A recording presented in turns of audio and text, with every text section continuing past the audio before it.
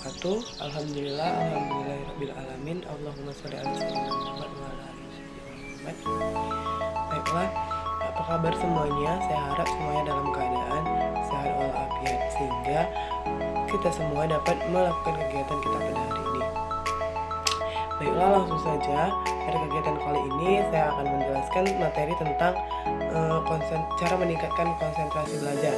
Sebelumnya, apakah kalian semua sudah pernah melakukan layanan informasi? Baiklah, jika kalian semua belum pernah melakukan layanan informasi, pada kali ini saya akan sedikit menjelaskan apa itu layanan informasi. Layanan informasi adalah suatu informasi yang diberikan oleh orang ahli kepada khalayak untuk mendapatkan informasi baru. Dimana informan di sini ialah saya sendiri selaku konselornya dan kalian semua selaku klien atau pendengarnya.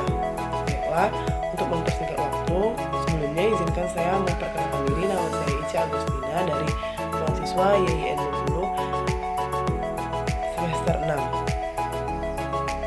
Langsung saja, sebelumnya saya ingin bertanya, apakah kalian semua sudah memiliki konsentrasi yang tinggi dalam belajar? Saya harap kalian semua sudah memilikinya. Baiklah, untuk lebih meningkatkan konsentrasi, saya akan berbagi beberapa upaya ataupun cara meningkatkan konsentrasi belajar agar kalian dapat belajar secara konsentrasi.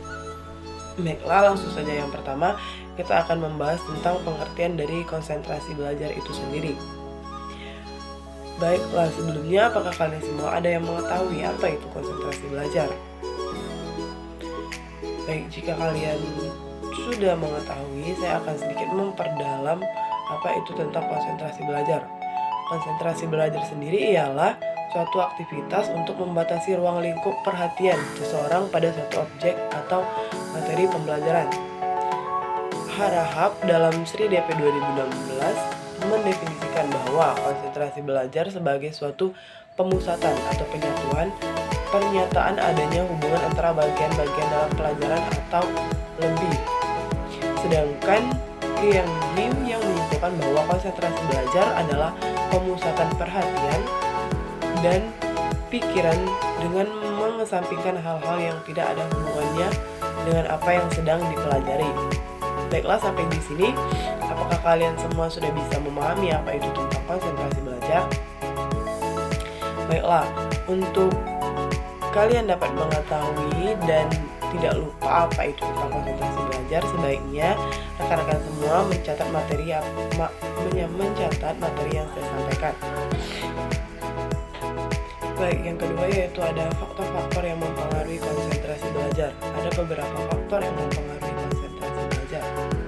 Yang pertama yaitu faktor usia, di mana usia menentukan kemampuan untuk berkonsentrasi.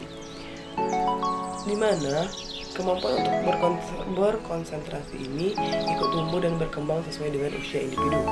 Misal, kita ambil contoh ya, anak-anak yang usianya lebih muda jelas lebih memiliki konsentrasi yang tinggi, karena pikiran mereka belum terbagi dengan hal-hal yang lain. Beda dengan misalnya mahasiswa tingkat akhir, di mana mereka lebih konsentrasinya dan pikirannya tidak bisa fokus karena di dalam pikirannya ada banyak sekali yang mengganggu pikiran mereka. Misal ada tugas yang menumpuk, ada kegiatan-kegiatan lain yang menunggu, jadi mereka sulit untuk melakukan konsentrasi di suatu hal, terutama di pelajaran ataupun di bagian menghafal.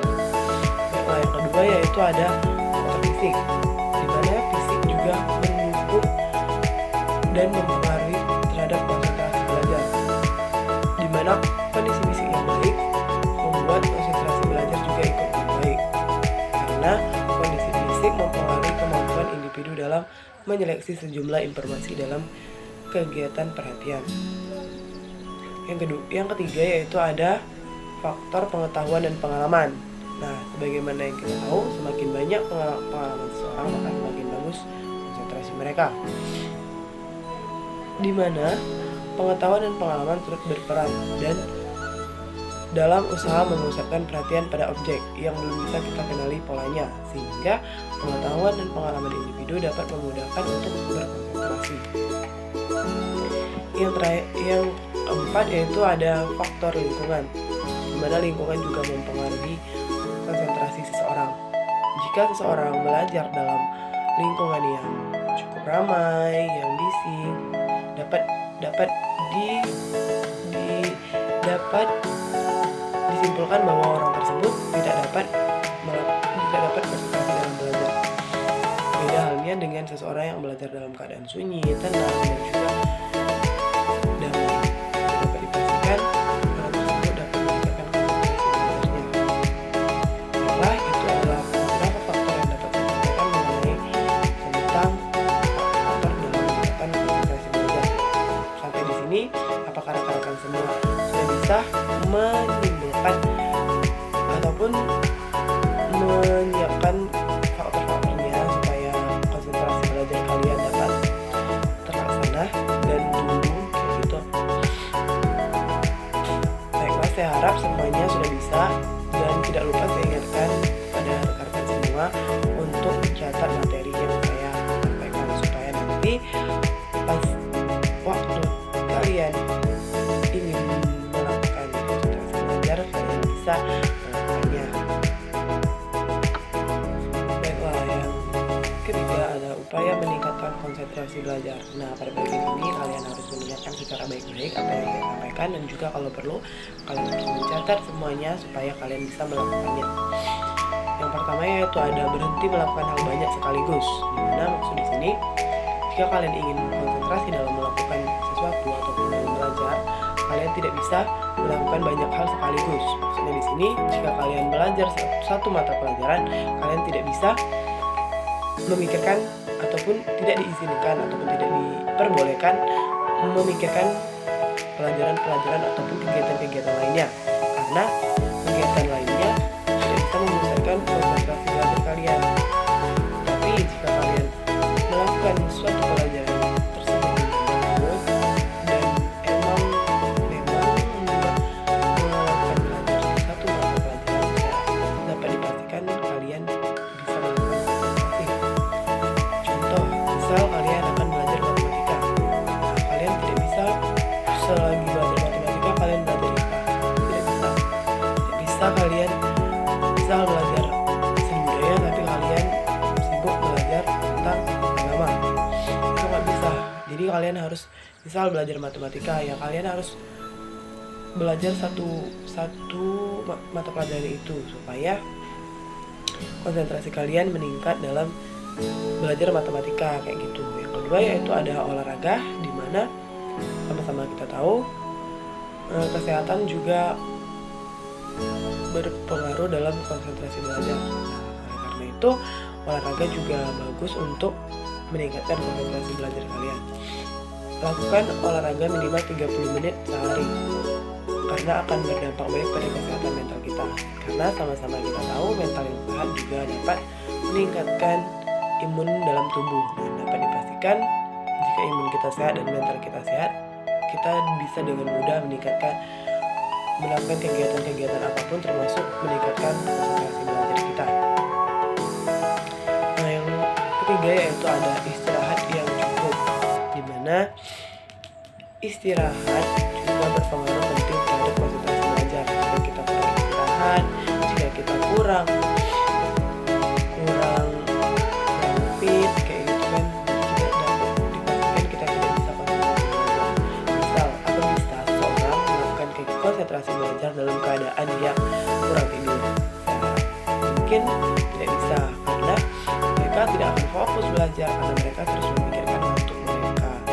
Dan juga mungkin mereka tidak sehat, mungkin lagi sakit, lagi flu, itu juga tidak bisa meningkatkan konsentrasi belajar mereka. Karena gimana mau belajar, mau konsentrasi, sedangkan badan mereka sendiri juga tidak mampu untuk berkonsentrasi kayak gitu. Yang keempat ada tips yaitu meditasi, dimana meditasi selalu membantu dan memfokuskan dalam memfokuskan pikiran kita. sama-sama kita tahu meditasi ialah kegiatan untuk memfokuskan diri ataupun merelaksasikan diri. Dimana kalau kita lebih relaksasi ataupun pikiran kita lebih rileks, dapat dipastikan kita juga dapat melakukan meditasi, melakukan konsentrasi maksudnya. Cukup lakukan meditasi selama 20 menit saja setiap pagi hari saat bangun tidur dan malam hari sebelum tidur. Nah, dapat dipastikan dengan melakukan kegiatan meditasi, konsentrasi belajar kalian juga akan meningkat. Nah, dan yang terakhir ada hindari perut kosong, dimana kita tidak dapat dipastikan kita tidak akan bisa meningkatkan konsentrasi belajar ataupun kita pun tidak akan bisa belajar dalam keadaan perut kosong.